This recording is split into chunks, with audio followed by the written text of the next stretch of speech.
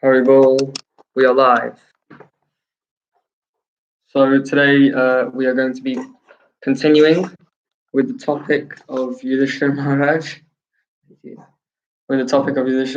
and carrying on in our Mahabharata series.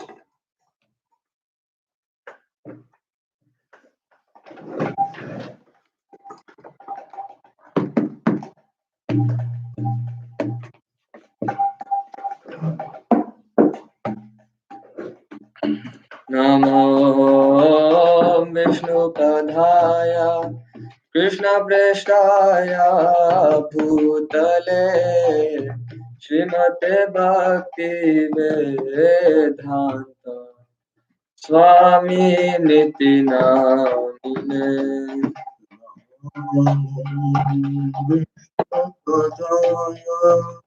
Krishna Prastaya Bhutale Srimate Bhakti Vedanta Swami Niti Namine Namaste Saraswati Deve Gauravani Pracharine Nirvishesha Shunyavadi Paschatya Deshatarine Namaste Saraswati Deve Gauravani Pracharine Nirvishesha Shunyavadi Paschatya Deshatarine Shri Krishna Chaitanya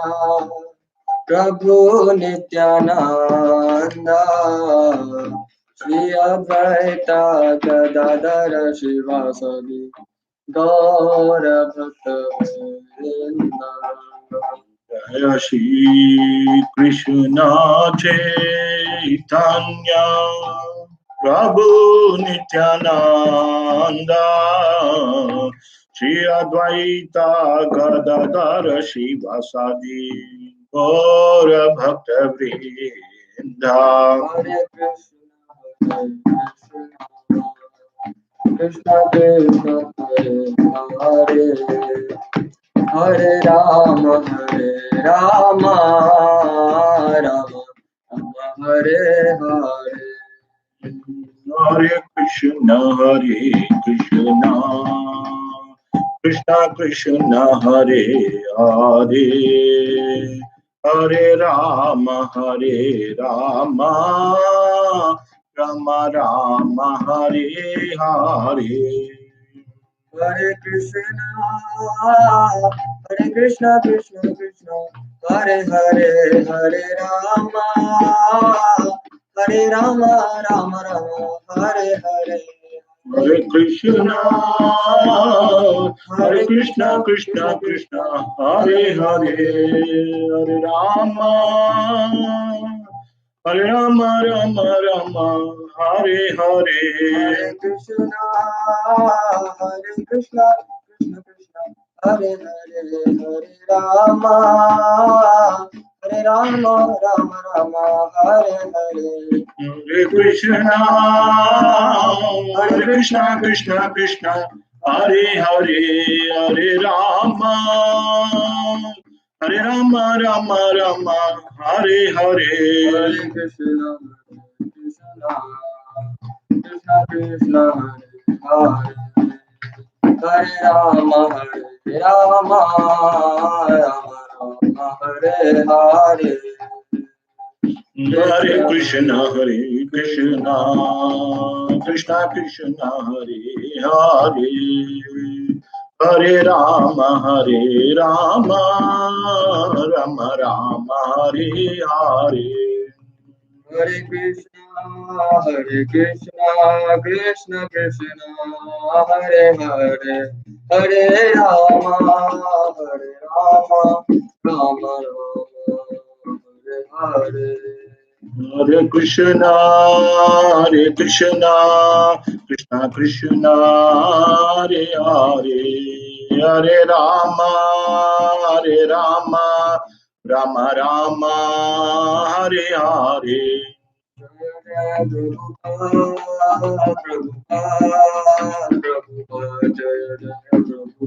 Jaya Jaya Prabhupada, Prabhupada, Prabhupada, Jaya Jaya Prabhupada.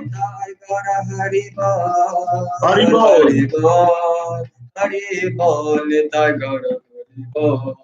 Gaura, Hari Bol, Hari Bol, Hari Bol, Nitya Gaura, Hari Bol. Jai, Srila Prabhupada ki Jai.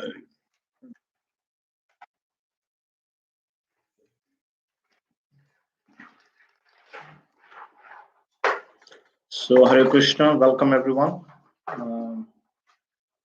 So we are continuing our lecture from last week on Yudhishtir from Mahabharat. So today will be part 2 of Yudhishtir Maharaj. Hare Krishna. So continuing from the first part of Yudhishtir Maharaj series, in our Mahabharata character series, we'll be going on with Yudhishtir Maharaj today because we left it midway last time. We felt like after hearing a lot of the feedback, it was that we didn't rush, so we decided to take a bit slower this time.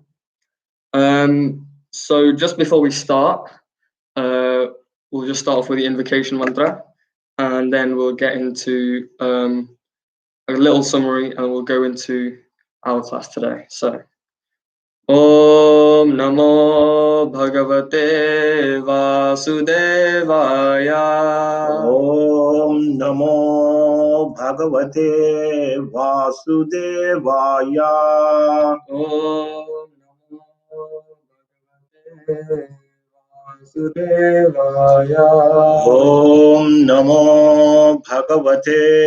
Vasudevaya.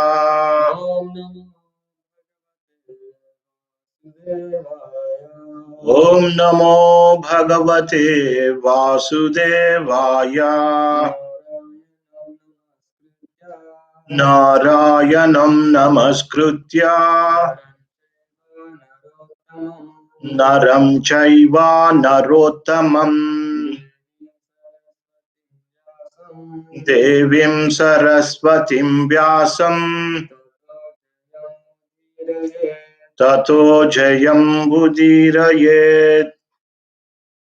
So, continuing on from last time, we will carry on with Yudhishthira Maharaj. We started off last time with the question of why did Yudhishthira Maharaj gamble? We answered about his vow, which was to always obey his elders, and then also how he had put Draupadi after himself, considering her more valuable, and also Krishna's point of highlighting how gambling is avoided at all costs, and because this gambling led to war. Then we also talked about the different ideas or moralities, the three different main moralities. I spent a lot of time emphasizing differences between them. For example, we discussed the Brihaspati Niti, being open, genuine, no political mind at all, just being straightforward. We talked about Kanika Niti, one of Dhritarashtra's advisors, who was completely his Dharma, his viewpoint on Dharma. It's not necessarily Dharma, but his idea was that doesn't matter what you do as long as you have power, because when you have power, you can do what you want. And Duryodhana is the person who follows that idea in the Mahabharata. And then we have the Shukraniti, where whatever is done can be necessarily, it might look adharmic, but it will bring about a dharmic consequence in the end. So we talked about those three nitis, and then we gave an example of how Yudhishthira Maharaj, why can one describe him as an emblem of Dharma? And we talked about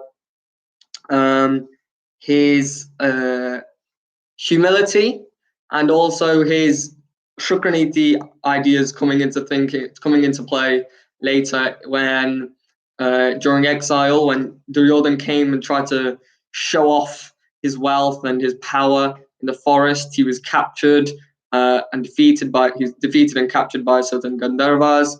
And at that time, Yudhishthir Maharaj told Bhima and Arjun to go and get Duryodhan and free him and defeat the Gandharvas. And at that time, we can see how, firstly, he's very humble, but secondly, he's also thinking that, the Shukraniti is coming into play, a more political mindset, because in the end, he's a king, he has to rule as a king, so he has to focus on this. And the important point we mentioned was, throughout the last class, the important point that we constantly mentioned is, you can't just use Shukraniti whenever you want. So just to keep in mind, Shukraniti is not being necessarily fair and square, but thinking more politically in order to bring about a good consequence. It's best generally to follow Brihaspati Niti, being fair and square, and being open and genuine. But sometimes when someone else is abusing their dharma or their right and their power, then sometimes we'll have to use Shukraniti instead in order to make sure that the most dharmic outcome is brought about. So then we finally finished off last class with the Pandavas going on a search for a Brahmana's firewood, getting tired and thirsty, and then all of them going to the lake, disobeying the order of the crane in the lake, and then falling dead. And then Yudhishthir Maharaj comes, and he, instead of disobeying the order, he thinks that, okay, I will answer your questions. He says to the crane, okay, I will answer your questions. And that's where we left off the last class. So we'll start off from where we left. So Yudhishthir Maharaj has just come back, and he sees that his four brothers are all lying on the floor, and it looks like they're dead. And he thinks, okay, firstly, there's no sign of war, so no one was defeating them in conflict, so it doesn't look like that happened. So he's trying to think all the causes of death. Maybe the water is poison, maybe it kills them. But then he looked at them again, and he saw that the luster in their faces is still there. And so he concluded that actually they're not dead, but they're just merely unconscious. And he's looking around for who could have caused this problem. And as he's about to drink the water, as he's about to go try and drink some water because he's so thirsty, he instead he hears the crane, and unlike his other brothers, he stops and he says, okay, yes, I won't drink the water. Ask me your questions, and I will answer your questions. So in this way, we have the answering of the questions. And firstly, he says, before I can answer your questions, you need to reveal your true identity. And the crane because a simple crane cannot defeat the great Pandavas. These are Kshatriya warriors. So the crane the crane reveals that it's actually not just a crane, it's not a mere crane, but actually it's a yaksha, a celestial being. And then the yaksha begins asking various questions to Yudhishthir Maharaj. In the Vanaparva of the Mahabharata, there's so many questions. A very, very long part of this Vanaparva is dedicated just simply to the yaksha prashna, the asking of the questions by the yaksha to Yudhishthir Maharaj. And one can talk about these answers for so long that it's very good. These answers aren't, although they might look like 1 or 2 line answers, there's so much depth behind these answers that Yudhishthir Maharaj is giving, and one can go into hours and hours of detail on each individual answer. So instead, we will just look at 2 or 3 answers. We'll focus on them, and we'll see what we can take from that. So, for example, some of the questions that the yaksha asks of Yudhishthir Maharaj is, who is the truly helpful companion? Who's the really helpful companion? And Yudhishthir Maharaj replies with steady intelligence, because when one's intelligence is steady, then one can bring about the right decision, one can follow dharma, but when one's intelligence is not steady, one won't be able to do so. What is the greatest of all possessions is the question, another question that's asked. And Yudhishthira Maharaj replies that knowledge is the greatest of all possessions. And then, what is the king of all knowledge? Is the next question, and it goes on. And the knowledge of the Supreme Personality of Godhead is described as the king of all knowledge because that can relieve one from the clutches of birth and death. Why would one forsake their friends? Greed and lust are the reasons one could forsake their friends. So as you can see, these answers are very deep and one can take a lot of essence out of them. So another question is, what is the true source of our food? What is the real source of our food on a material level? And Yudhishthira Maharaj replies with the cow. The mother cow is the true source of food. And when they actually ask, can you clarify this answer? I don't understand. How is the mother cow, how is she the source of the food? Because the cow provides milk. And this milk is then used to turn into ghee. This ghee is then used in fire sacrifices, which please the demigods of the Supreme Lord. And when the Supreme Lord is pleased, he sends forth the rains. And then this rains lets the food grow. So actually the source of food is the mother cow, etc., etc. So the two questions that we're going to be, the first question of the two that we're going to be focusing on today is the question is asked, what is the most wonderful thing? Of all things in this material world, what is the most wonderful thing that of all these things that you see? And Yudhishthira Maharaj replies with this beautiful verse, Ahani ahani bhutani gacchanti hayamalayam sheshastavaram icchanti kimascharya mata param. Hundreds and thousands of living entities meet death at every moment, but a foolish living being nonetheless thinks himself deathless and does not prepare for death. This is the most wonderful thing in this world. So to repeat, hundreds and thousands of living entities meet death at every moment, but a foolish being thinks himself deathless. This is the most wonderful thing in the world. And if we look at really this lesson,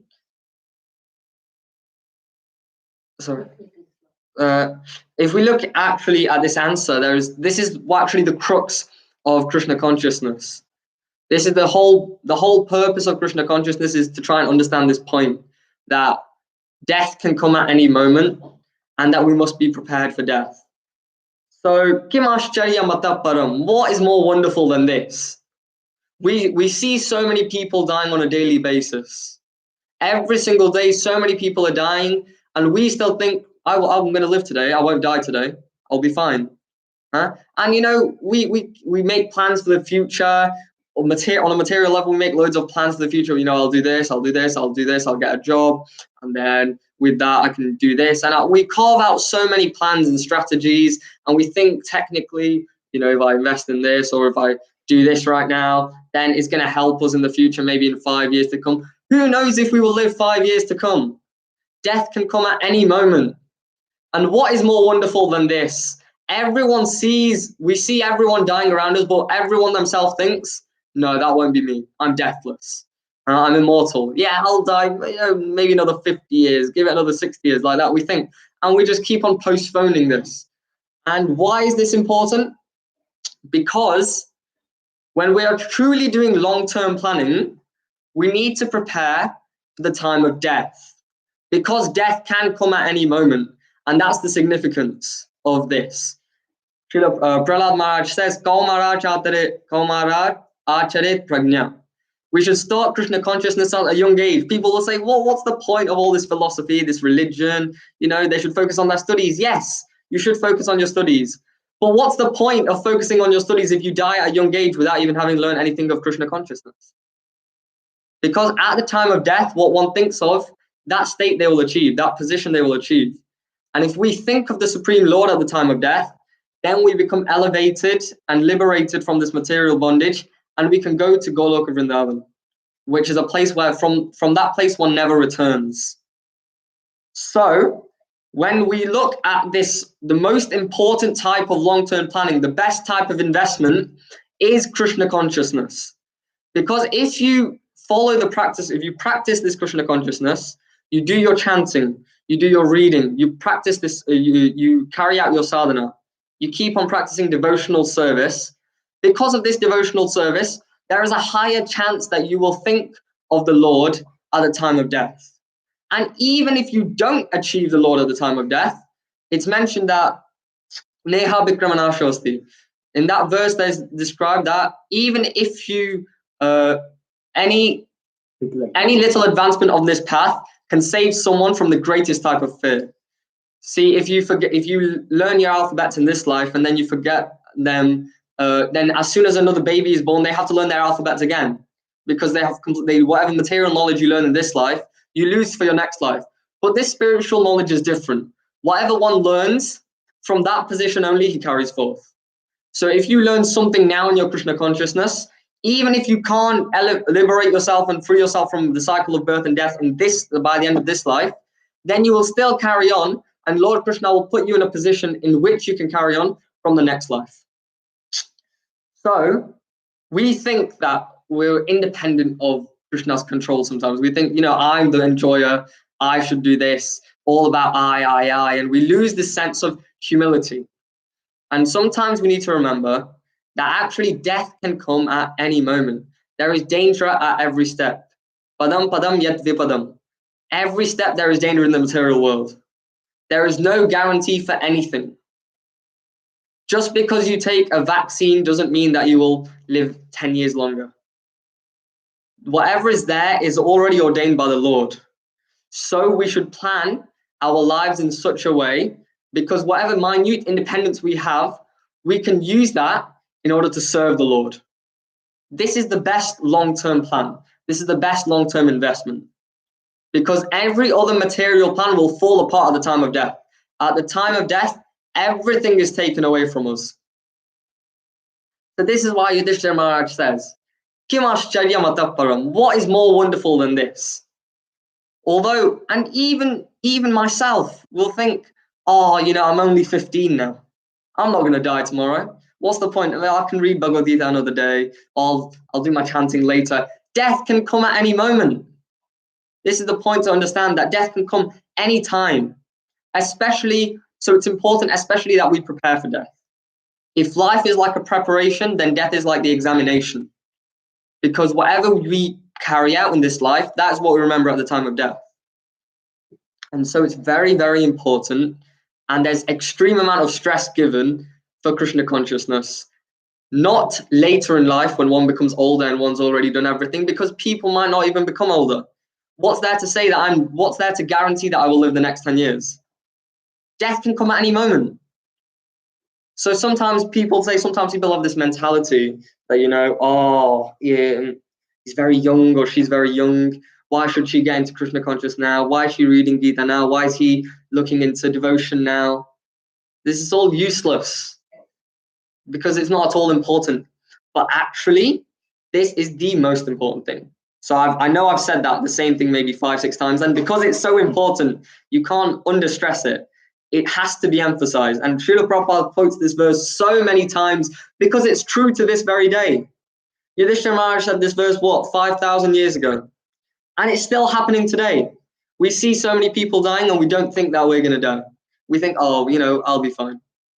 So it's really, really, really, really important that we practice Krishna consciousness.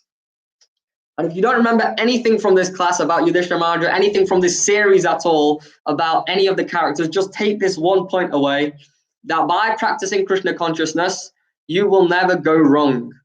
On a spiritual or material level, you will never be in the wrong. You will never lose anything. There is nothing wrong with performing Krishna consciousness. Sometimes even on a material level, people think, I can't enjoy this. I can't do that. The Krishna conscious lifestyle is so much better. Just on a mundane level, take away all the religious aspects of it, so-called religious aspect. Just put on a mundane level. We're living a healthier lifestyle. We're eating a healthier diet.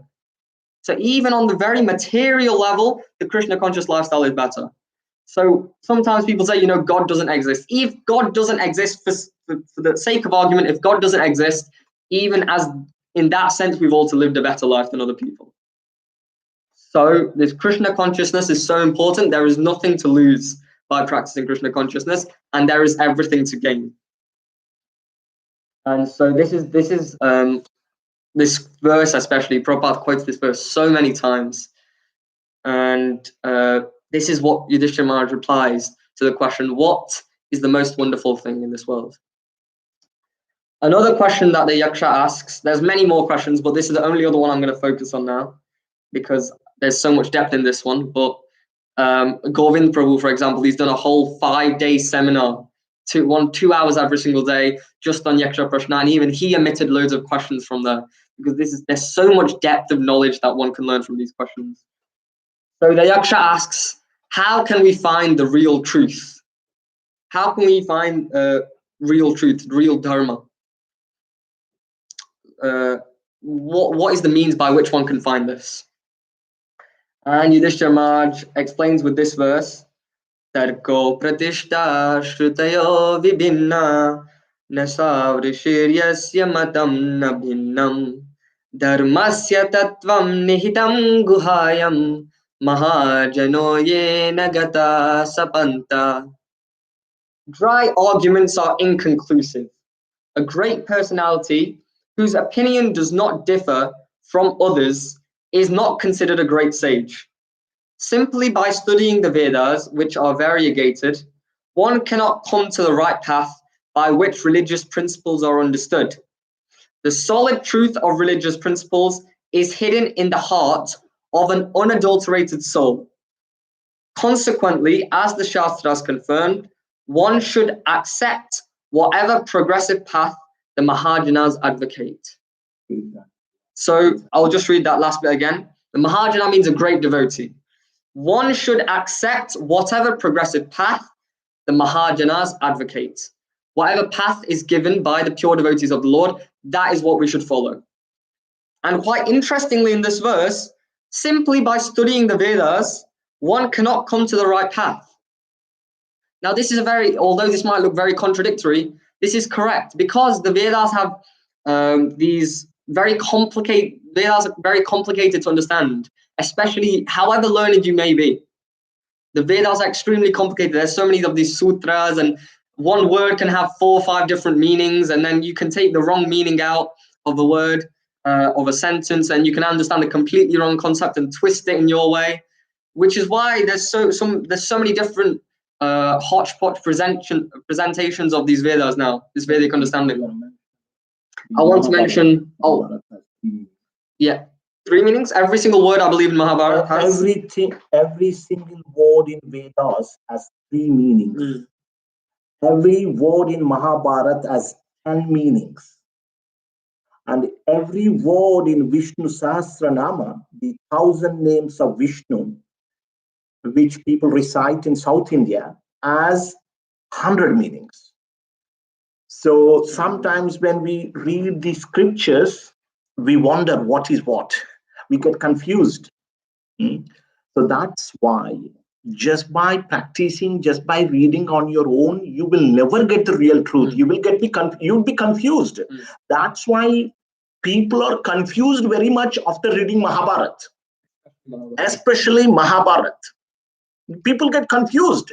So, we just confused. The better way to understand the real truth is follow in the footsteps of a great devotee. They know the real truth. They will be able to explain.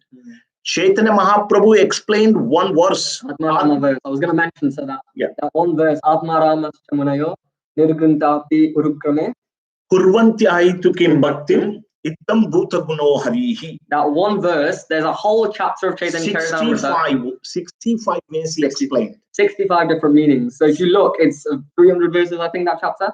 He goes word by word by word. This word has 6 meanings. This word has 4 meanings. And he goes, and then you've got to take those words and put them into sentences. So there's loads of combinations of sentences. And this one verse, you can take 65 different meanings out of this verse. So this is just the beauty of Sanskrit, in a sense.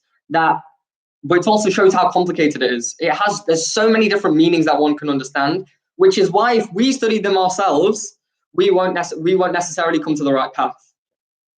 In a similar way, okay, let's say, for example, for me, I'm planning to study economics in the future. And so if that economics book, I have that economics book in my room. But just because I have that book and I read it doesn't mean I'm going to understand it perfectly. There's a book of law, but just because by reading that book, one doesn't become a lawyer. One has to study from people who know what law is. One has to study what finance is and what economics is before one says that they are an economist. And so in the same way, just by reading the Vedas simply without a teacher or without understanding the advice of the Mahajanas and the great Acharyas, one's not going to learn anything. It's very simple. Because the Vedas are even more complicated, just my example there is a little bit flawed because there is only one meaning that there's only one thing you'll understand from the economics book that I read. There's only one way of explaining it. The Vedas, you can take 10 different meanings out, and then you can understand a completely different thing, which is not at all what is meant by the words of the Vedas. So that's why it's very important to understand and follow Mahajano Yena Gata Sapanta. Follow the path that the Mahajanas have advocated or have said that we should follow. And Srila Prabhupada quotes this one line, Mahajano Yena Gata Sapanta. We question so many things. Why you do that? Why you do that? It's important to question, yes. But we need to remember the reason why we do whatever we do is because we do what the Acharyas tell us to do. We don't do whatever we want. One should have the understanding there, because otherwise it's a ritual. But one shouldn't simply go and follow their own philosophy. One can't go and read the Vedas and make their own commentary and say, okay, I'm going to do this instead. What we should do is we should follow the principles and the path which the great devotees before us have already explained. So this is really, really important to understand. And this verse, again, in Vanaparva of the Mahabharata, it continues into another verse, which is also very interesting. But this one verse is so, so important. And Srila Prabhupada quotes it constantly. In the Chaitanya Charitamrita as well, Chaitanya Mahaprabhu, he quotes this verse word for word while he's explaining an argument, in an argument with someone, saying that dry arguments are inconclusive. That's also an important point to mention. Mundane understanding, we get our understanding by arguing with someone. I'll argue with you, you argue with me, and then whoever wins this argument, they're the one who's got the right knowledge, and we'll take that knowledge. That is not the way that spiritual understanding works. We take whatever understanding, we don't listen to someone arguing with another person, and whoever wins, we don't say, okay, your philosophy is correct. That's not how it works. Because how complicated nature of the Vedas is just like that, it won't work. We should follow simply what the Mahajanas have advocated. And that's really, really, really important to understand as well. So if you've learned two things from this class, firstly, practice Krishna consciousness now. There is no harm in practicing it, and it will be the best investment for your future. Secondly, follow whatever path the Mahajanas have advocated. Because just by your own study of the Vedas necessarily, you won't come onto the right path. Ravan, he had a thorough understanding of all 14 Vedas. He was one of the greatest scholars. He was the son of a Brahmana, and he had a very nice understanding of, he had studied them so in depth. But even he, in the end, he's a demon. Kamsa also, that's a good example. I didn't think of that. Kamsa also, he's a scholar. Kamsa is a scholar. But just because he'd read the Veda doesn't mean that he's one of the most villainous and wretched demons. Yeah, also Mahabharata. People, after studying Mahabharata, people get confused whether Krishna is the Supreme Lord or not. So yes, if you just read and watch only TV serials, it is confusing. It's very difficult to understand the real truth. The real truth is hidden in the heart of a pure devotee. That's why that is the important point. That's why we need to approach the bona fide spiritual master, a pure devotee of the Lord. Luckily enough, Prabhupada, you want to say something?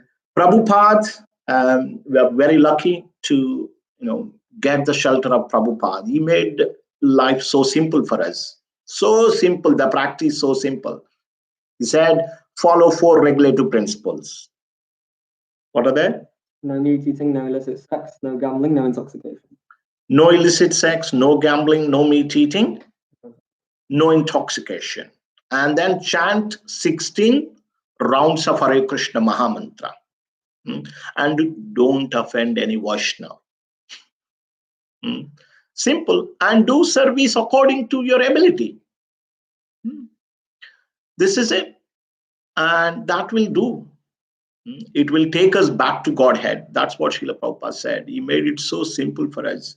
So this point is really important. Sometimes people question so many times after reading scriptures because it is confusing. So the real truth is hidden in the heart of a pure devotee. It's better to follow the path that is followed by a pure devotee.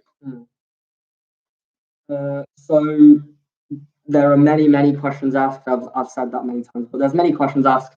And finally, the Yaksha becomes pleased and says, okay, now I will let you drink the water. And Yudhishthir Maharaj says that something feels wrong. I still don't think that you're actually just a simple Yaksha. Because the questions you've asked, I only feel like my father, Yamaraj, could have asked those types of questions. So please reveal your true identity. And then the Yaksha reveals that actually he's no ordinary Yaksha, but he's none other than Yamaraj. And he says, I've become very pleased by your answering of these questions. So tell me, I'll revive one of your brothers. Which one of your brothers do you want me to revive? And Yudhishthir Maharaj says, Nakul. I want you to revive Nakul. And Yamaraj says, Bhima and Arjuna are the best Kshatriyas one of the best Kshatriyas on the planet. They're the strongest and they're the best on the planet. And if you have a war with the Kauravas, you need Bhima and Arjuna. So why have you chosen Nakul? And Yudhishthir Maharaj says, I've chosen Nakul because I am Kunti Maharani's son, and Nakul is a son of Madri. So at least one son of Kunti and one son of Madri will survive, because it's important that I show respect to my aunt. And Yamaraj becomes pleased and he says, actually, I'm not going to let just all your brothers die. The Pandavas are great devotees. I had just done this to test you and just to see Yudhishthir Maharaj's self-control.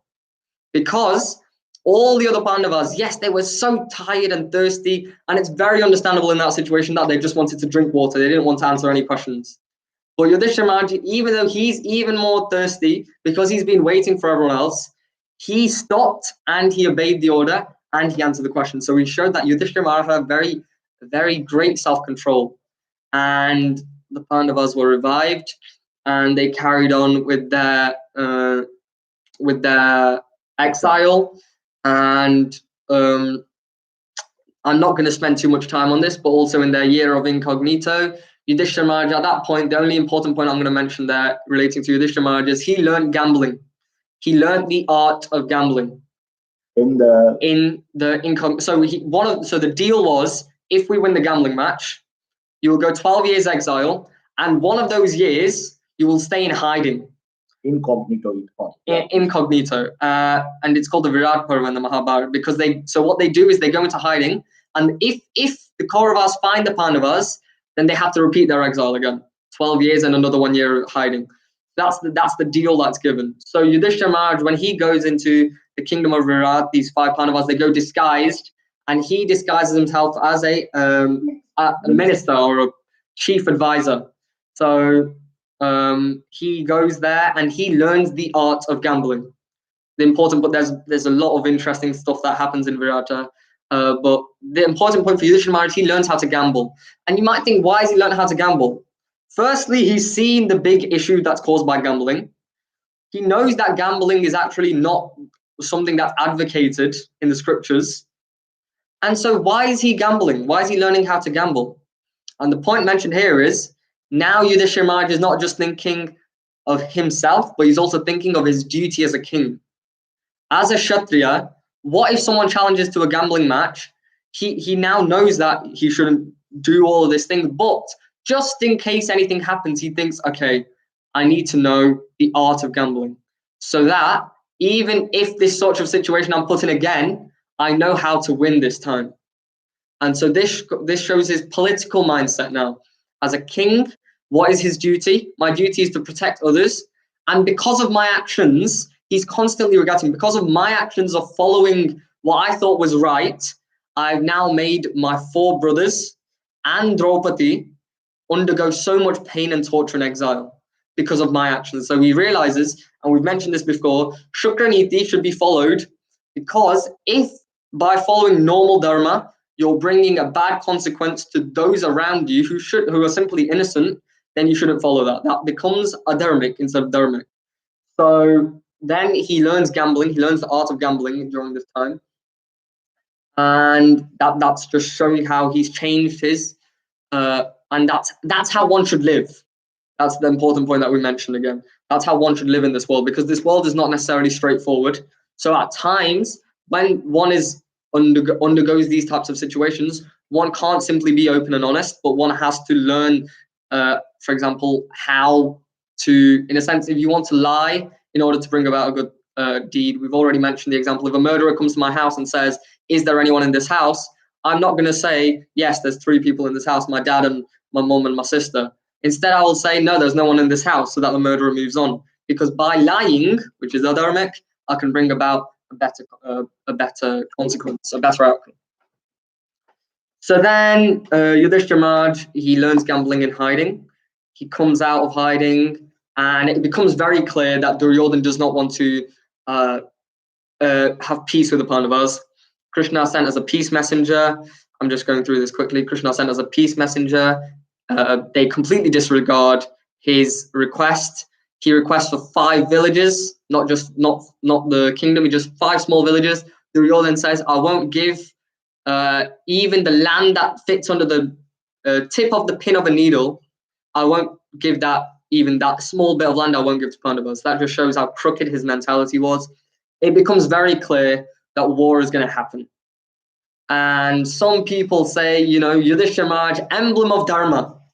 How could he cause such a massive disaster, carnage? If you look, everyone is killed in this war, except for maybe 12 or 11 people that survive, including the 5 Pandavas. Every single other person in this war is killed. 18 Akshohinis. These are massive, massive armies going against each other. And everyone is killed. So people think if he's an emblem of Dharma, surely he should have gone and been peaceful. The point to mention here, there's 2 things to understand. Firstly, the earth was going under the burden of all the unscrupulous kings. When Parshuram incarnated, because the earth, all these Kshatriyas people were posing to be protectors and rulers and kings, but actually they weren't following Dharma, Parshuram kills 21 different dynasties, 21 different generations of Kshatriyas, because he has to rid earth of that burden of the unscrupulous kings ruling. And so similarly, to free earth of this burden, that's why this war takes place. Because the Kali is setting in, and all these unscrupulous people opposing in places of power and positions of power. At that time, this Mahabharata war was carried out for the transcendental purpose of removing all these people and removing the burden from the earth. On a more material level, Yudhishthir Maharaj wins the war, and he rules the kingdom along with the Pandavas in a completely sattvic manner, completely dharmic, truthful, in the mode of goodness. In that way, he rules the kingdom for 36 years. Is it worth it? So many deaths for 36 years? It's mentioned by, I can't remember who gave, Govind Prabhu gave the class. It's mentioned by him in that class that the Acharyas have commented, even for 1 day of sattvic ruling like that, it is worth the 18 days of carnage. Because in that 1 day, many, many people can perfect their lives. So this is not just 1 day of rule. The Pandavas ruled for 36 years. And then even after their rule, Parikshit Maharaj ruled for again 67 years. So altogether, it becomes 100 years of sattvic rule. And 100 years of rule like that is definitely worth the 18 days of fighting. So actually, what Yudhishthir Maharaj did is dharmic, and he's acting as an instrument in the hands of the Lord's plan. And there was no alternative, isn't it? Yeah, because he tried several times in the past also to try and keep peace, but it became very clear that the Kauravas did not want to do that. And so during this time, he rules for 36 years. So it is worth it. 36 whole years of rule like that. Because when the king is pious and when he rules the citizens in a pious manner, the consciousness of the citizens becomes elevated. And also the whole atmosphere of that kingdom changes and becomes one that cultivates Krishna consciousness and God realization. And as it's mentioned, Yad Yad Acharato Shreshta Tatta Deva Taro Jana. As the great men do, the common men follow. So because there's these Pandavas, the 5 Pandavas, great devotees of the Lord, they are ruling. Because of them, the common men will follow. Compared to the time of rule under Duryodhana and Dhritarashtra, that time was very unstable. If you look in the Mahabharata, it's described as a very unstable time. But these 36 years are full of stability, peace, and prosperity. And this is the magnanimous rule of Yudhishtir Maharaj. And just after the war, actually, not soon after the war, when Yudhishtir Maharaj becomes king, he's feeling very depressed and upset that I've caused so many people to die, I've caused the murder of my own cousins. What sort of king am I that I've done this? And so Lord Krishna goes and tells him to take advice from Bhishma Dev, which we've mentioned in a previous lecture, why Krishna has done this in order to show the greatness of Bhishma Dev and show how great of a devotee he is. And Bhishma Dev is mentioned as one of the Mahajanas. So Yudhishthira Maharaj takes advice from Bhishma Dev. 18 parvas are there in the Mahabharata. Out of these 2 whole sections, a parva is not just a chapter, but it's many, many chapters. And these 2 sections are there, and these are just full of Bhishma Dev's advice on how to rule a kingdom and how one should understand how one can practice God consciousness, etc., etc. The Anushasan Parva and the Shanti Parva of the Mahabharata are just full of these instructions to Yudhishthira Maharaj. And he takes on these instructions and practices them to a very, very high level. And then, by the will of the Lord, the Pandavas leave their roles in positions of power and they elevate themselves to the transcendental abode of the Supreme Lord. And so this is the important point. And I'd like to conclude my section on Yudhishthira Maharaj with a small incident, a small story. So in the exile, at one time a Brahmin comes and he says to Bhim, who's outside the door, I want to ask some questions. So Bhim says, okay, no, ask me questions. Yudhishthira Maharaj is sleeping right now. He's busy right now. So you just ask me the questions and then you can go. And so he asks 4 questions. So the first question is, I've seen this strange sight that the fence that surrounds my plot of land, that fence is encroaching. It's coming closer and closer by the day. So I want to understand what this means. My second question is, I saw when there was a jug full of water, and this jug of water was poured out into several cups, and then that same water was poured back into the jug, but it only filled 50% of the jug. It only filled to halfway. And the third question is, I saw the elephant go through the eye of the needle, and after the whole elephant passed through the eye of the needle, the tail of the elephant got stuck. After the massive elephant passed, only the small tail got stuck. And finally, there was this boulder that that was in the middle of the street, and everyone was trying to move it, and these great, big, muscular people, Kshatriyas, they came and they were trying to move this boulder. They couldn't move it at all. They couldn't even budge it. But a small, skinny little Brahmana, saintly person came, sadhu came, and simply by his little push, his little touch, the boulder moved out of the way. So I need to understand what these questions are. And Bhim says, I have no idea how to answer these questions. You go inside and ask Yudhishthira Maharaj. And so then later on, the Brahmin comes out and Bhim says, well, so can you tell me what the answers were? The first one, the fence is coming closer and closer to me every day, into my land. It's in the age of Kali, those people in positions of power, those people who are meant to protect you, they instead will take your sloth They will try and take your belongings, and slowly they will try and, rather than protecting you, they'll try and use you. So this is the first question which is answered.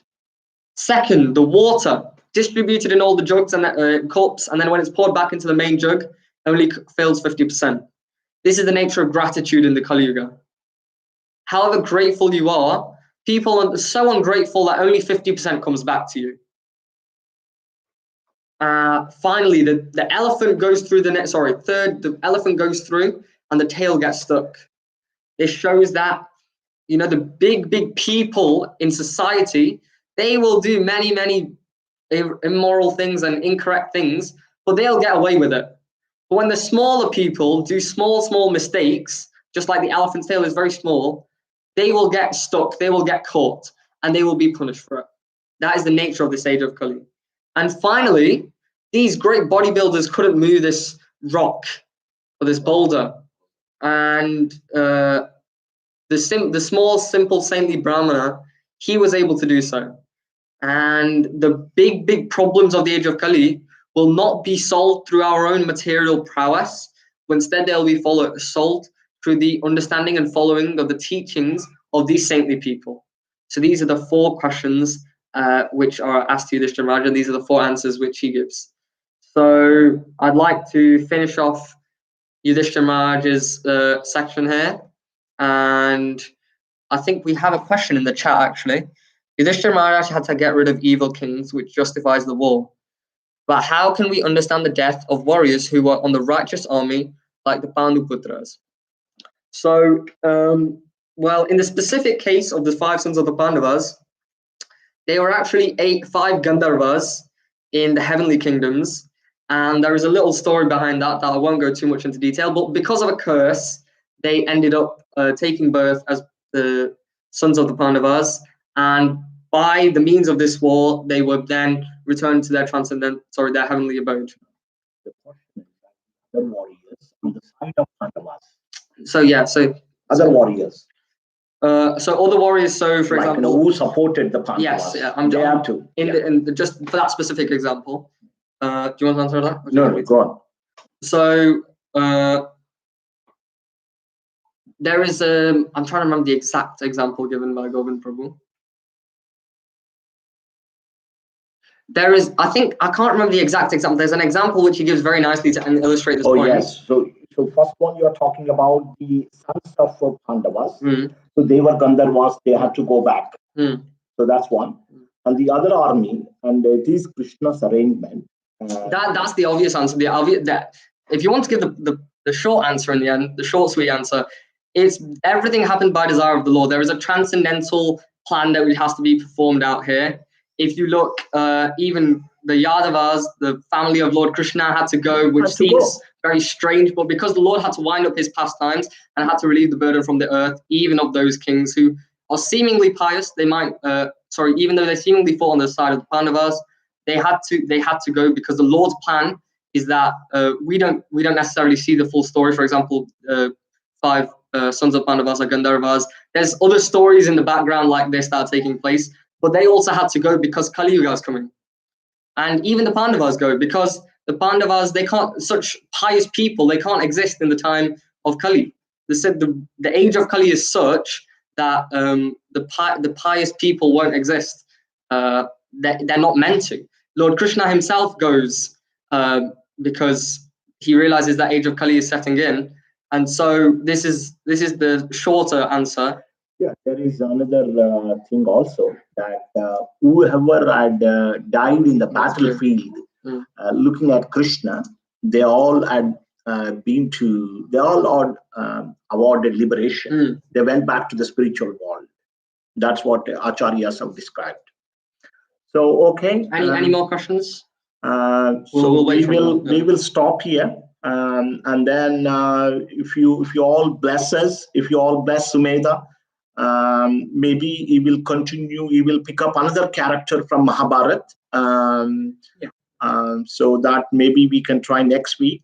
But once again, thank you so much for your continued commitment to come here and bless Sumedha.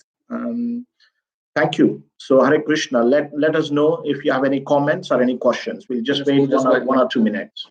The thing will be a bit late as well. Here we go.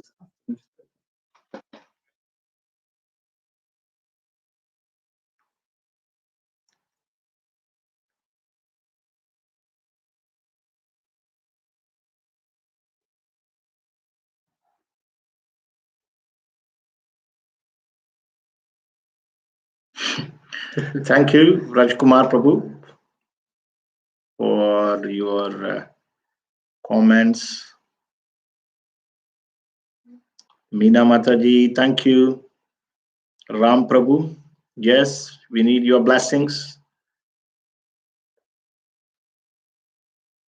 Shika Mataji, thank you. You've been, regularly attending these classes and always asking some questions and showering your blessings on Sumedh. Very much appreciated. Shashi Mataji, Anuradha Mataji, thank you so much. Appreciate. And if Krishna willing, we will do another class next week. Again, pick up another character from Mahabharata. Okay, so Hare Krishna. Stop here.